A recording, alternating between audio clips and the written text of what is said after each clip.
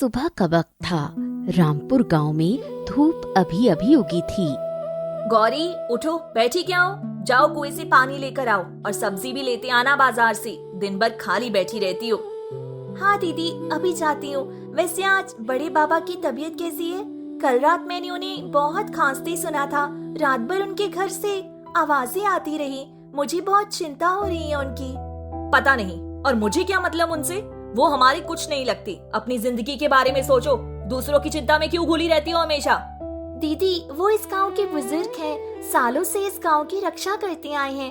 हर मुसीबत में सबसे पहले वही आगे आए हैं। कम से कम इंसानियत के नाते तो उनकी चिंता करनी ही चाहिए। तुम हमेशा दूसरों के बारे में सोचती रहती हो, इसीलिए तुम्हारी अपनी जिंदगी कभी नहीं सुधरी। पहले अपने बारे में सोचो, फिर दूसरों के बारे में सोचना।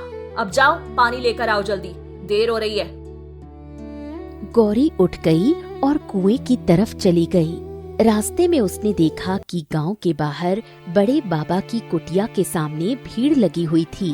वो भागती हुई वहां पहुंची।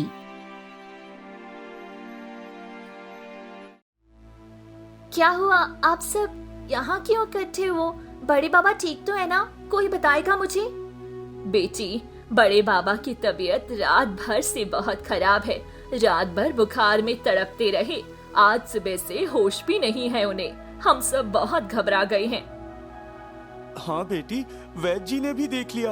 उन्होंने कहा कि इन्हें नदी के उस पार जंगल से अमृत कमल का फूल चाहिए। बस वही एक चीज है जो इन्हें बचा सकती है।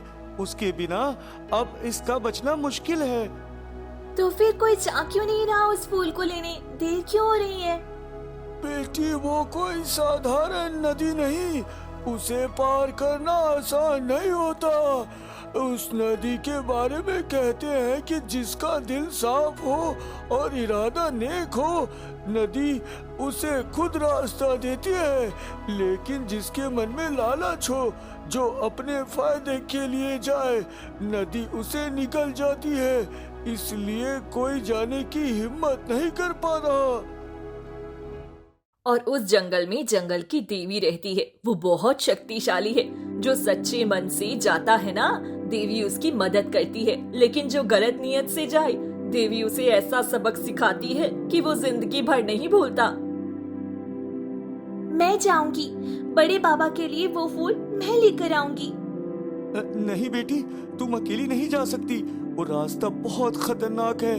कोई नहीं जानता उस जंगल में क्या क्या है। लेकिन रामदीन काका, अगर कोई नहीं जाएगा तो बड़े बाबा बचेंगे कैसे? उन्होंने पूरी जिंदगी इस गांव के लिए लगा दी। हर बार जब भी कोई मुसीबत आई, वो सबसे पहले खड़े हुए। क्या हम उनके लिए इतना भी नहीं कर सकते? बेटी, तू सही कह रही है, लेकिन अकेले जाना ठीक नहीं। चिंता मत करो, मुझे जाना ही होगा और मैं जाऊंगी भी। आप सब बड़े बाबा का ध्यान रखो। गौरी वापस घर की तरफ मुड़ी। मन में एक निश्चय था, डर नहीं था। वो घर पहुंची तो रूपा आंगन में बैठकर अपने बाल संवार रही थी। दीदी, मुझे नदी के उस पार जाना होगा। बड़े बाबा की जान बचाने के लिए अमृत कमल का फूल लाना है। वो बहुत बीमार है। वैद्य जी ने कहा है कि बस वही उन्हें बचा सकता है। क्या तुम पागल हो गई हो क्या? उस नदी के पास कोई नहीं जाता और बड़े बाबा के लिए तुम अपनी जान खतरे में डालोगी? वो तुम्हारे क्या लगते हैं? दीदी, वो हम सबके हैं, पूरे गांव के हैं। और अगर हम उनके लिए कुछ नहीं करेंगे तो फिर इंसानियत का क्या मतलब? इंसानियत से पेट नहीं भरता गौरी। अपनी सोचो। मैं कहती हूँ मत जाओ। दीदी, मेरा मन नहीं मान रहा। मुझे जाना ही होगा। रूपा कुछ देर चुप रही। फिर उसकी आंखों में एक चमक आई, जैसे कोई विचार आया हो। अच्छा सुनो, मैंने गांव में कुछ सुना है। उस जंगल में अमृत कमल के पास एक जगह है जहाँ जमीन के अंदर ढेर सारा खजाना भी दबा है। सोने के सिक्के, हीरे जवाहरात। कहती हैं बहुत पुराना राजा का खजाना है वो। अगर हम वो खजाना भी ले आएं तो हमारी जिंदगी बदल जाएगी। फिर हमें कभी किसी के आगे हाथ नहीं फैलाना पड़ेगा। दीदी, मैं सिर्फ बड़े बाबा के लिए जा रही हूँ। खजाने से मुझे कोई मतलब नहीं है। ठीक है, तुम्हें मतलब नहीं तो मत रखो, लेकिन मैं भी तुम्हारे साथ चलूंगी। 2 बहनें साथ जाएंगी तो ज्यादा सुरक्षित रहेगा ना। बड़े बाबा को बचाना ना बचाना, मुझे इससे कोई मतलब नहीं। लेकिन अगर उस जंगल में सच में खजाना है तो मैं उसे जरूर लेकर आऊंगी। गौरी भोली है, वो बस फूल लेकर वापस आ जाएगी, लेकिन मैं खजाना लेकर ही लौटूंगी। फिर इस गांव में गरीबी में एक दिन भी नहीं रहूंगी।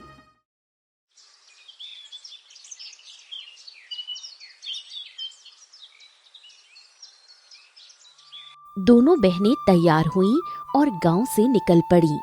गांव वालों ने देखा तो रामदीन आगे आया। बेटी गौरी रुको, तुम दोनों अकेले मत जाओ। काका आप चिंता मत करो, बड़ी बाबा का ध्यान रखिए, मैं जल्दी लौट आऊंगी। बेटी भगवान तुम्हारे साथ है, जाओ लेकिन अपना ख्याल रखना। दोनों बहनें चल पड़ी।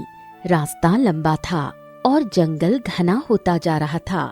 सामने एक नदी नजर आई। उसका पानी एकदम शांत था, जैसे कोई आईना हो। यही वो नदी होगी। अरे देखने में तो बिल्कुल साधारण लग रही है, क्या जरूरत डरने की। चलो पार कर लेते हैं। दीदी रुको, पहले दिल को शांत करो। ये नदी इरादे पहचानती है, मन में कोई लालच या गलत बात नहीं होनी चाहिए। हाँ हाँ जानती हूँ, चलो। हे ईश्वर, मैं किसी लालच से नहीं जा रही, बस बड़े बाबा की जान बचाने के लिए जा रही हूँ। मेरा रास्ता साफ करो।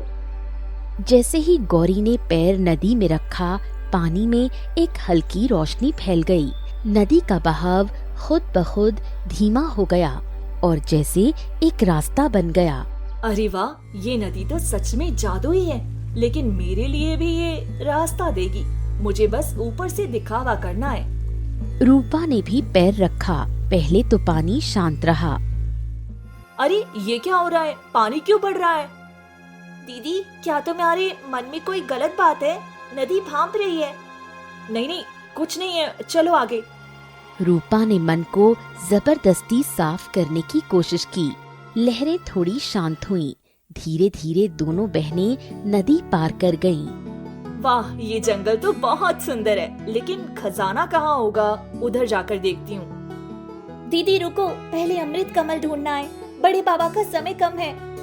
हाँ हाँ ढूंढते हैं, लेकिन पहले यहाँ वहाँ नजर तो दौड़ाएं। दोनों आगे बढ़ीं, तभी सामने एक तेज रोशनी फैली। जब आंखें खुली तो सामने एक बेहद खूबसूरत स्त्री खड़ी थी। उनके बाल काले और घने थे। इस जंगल में आने वाले अक्सर रास्ता भटक जाते हैं। तुम दोनों यहाँ क्यों आए हो? बताओ, सच सच बताओ।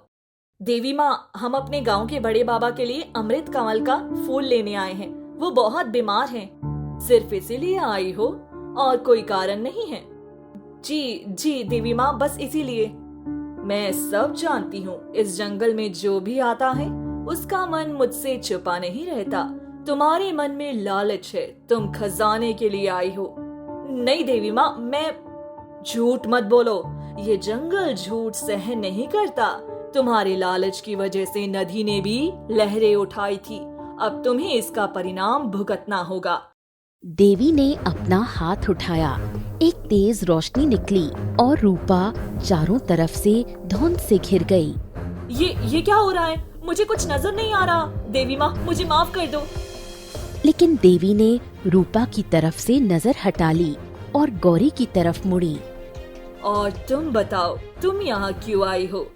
देवी माँ, मेरे गांव में बड़े बाबा हैं। उन्होंने पूरी जिंदगी इस गांव के लिए लगा दी। आज वो बहुत बीमार हैं। वैद्य जी ने कहा है कि अमृत कमल उन्हें बचा सकता है। मैं बस उनकी जान बचाने के लिए आई हूँ।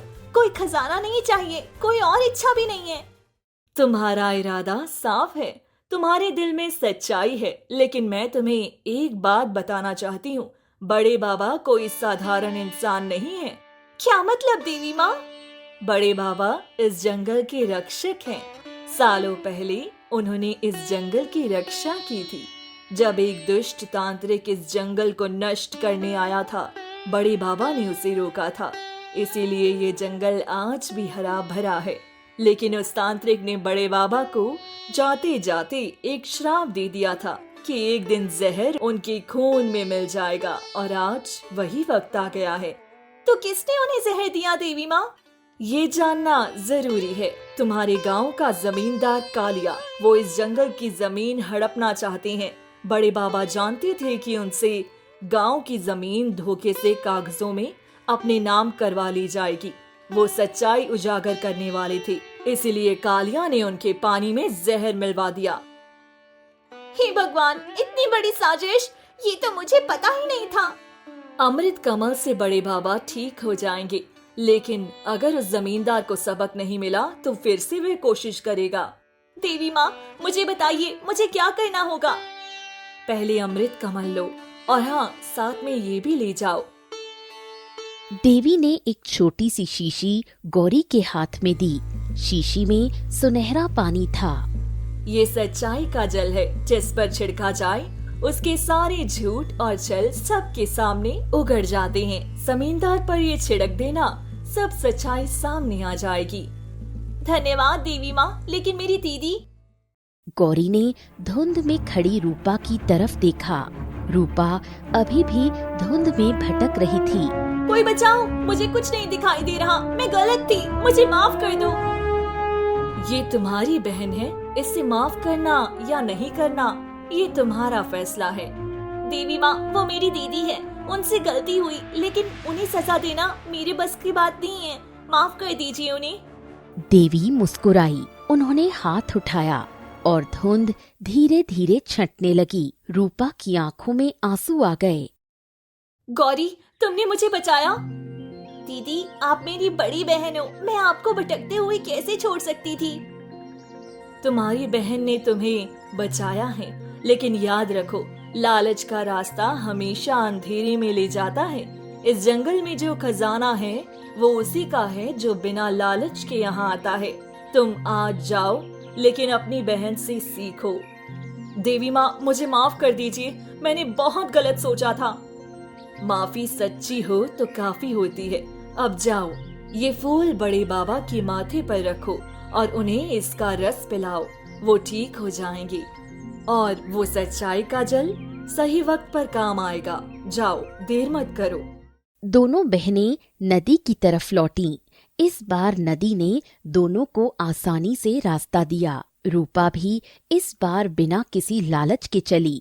उसके मन में अब कोई चाहत नहीं थी।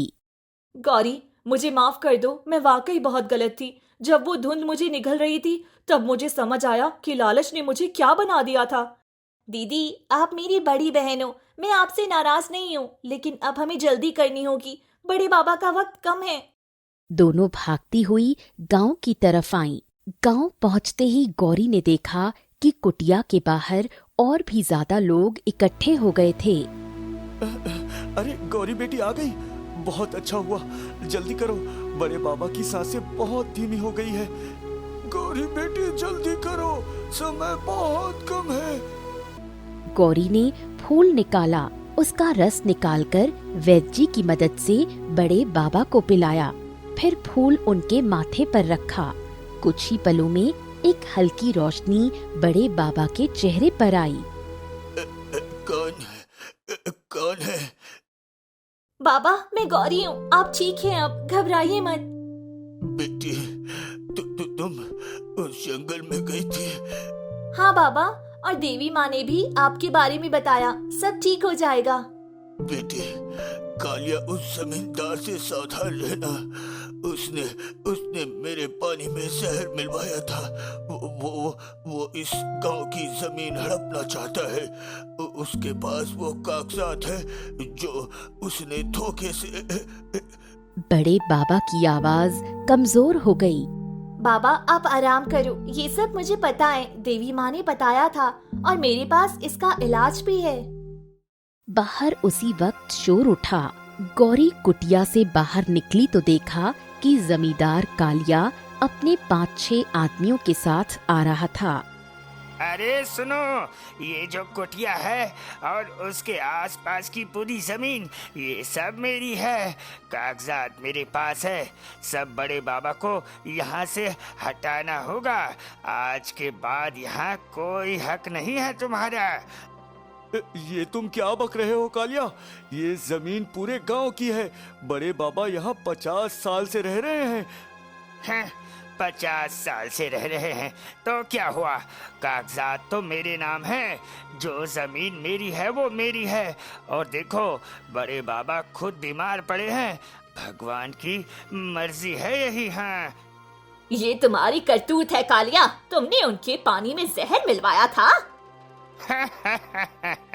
साबित करो, तुम्हारे पास क्या सबूत है? ये बस बीमार पड़े हैं, बुढ़ापे में ऐसा होता ही है। अब तुम लोग चाहो तो इन्हें अपने साथ ले जाओ, लेकिन ये जमीन मेरी है और मैं इसे खाली करवा कर ही रहूंगा। हाँ। गांव वाले गुस्से में थे, लेकिन कालिया के पास कागजात थे और उसके साथ आदमी भी थे। कोई कुछ नहीं कर पा रहा था। तभी गौरी आगे बढ़ी। रुकिए, रुकिए। अरे कौन है ये लड़की? हटो यहाँ से, बड़ों के मामले में मत पड़ो। मैं गांव की बेटी हूँ और ये मेरा भी उतना ही मामला है जितना किसी और का। आप कहती हैं कागजात आपके पास है, लेकिन वो कागजात धोखे से बनवाए गए हैं और इसका सबूत मेरे पास है। बच्ची है ये, क्या सबूत है इसके पास? भागो यहाँ से। ये सच्चाई का जल है, जंगल की देवी माँ ने दिया है। जिस पर भी ये पड़ता है उसके सारे झूठ और छल सबके सामने आ जाते हैं।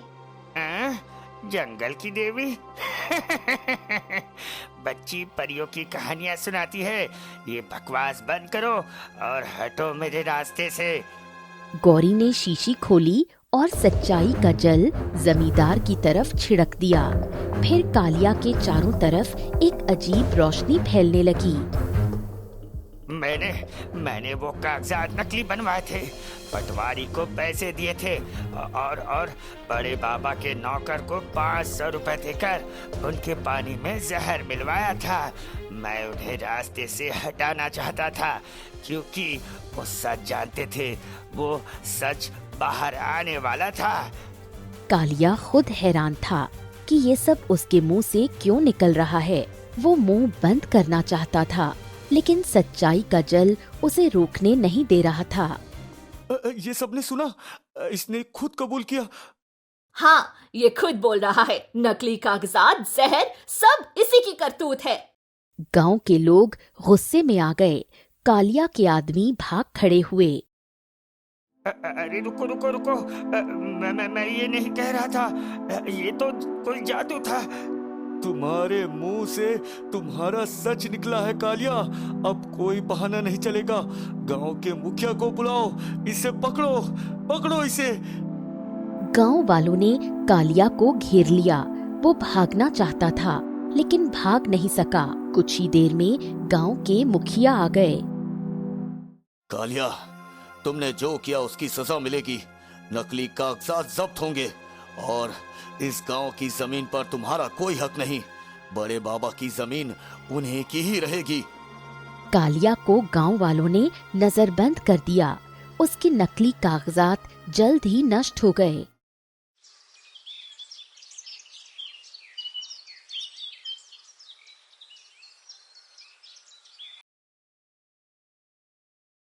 बेटी, मुझे बताओ क्या क्या हुआ?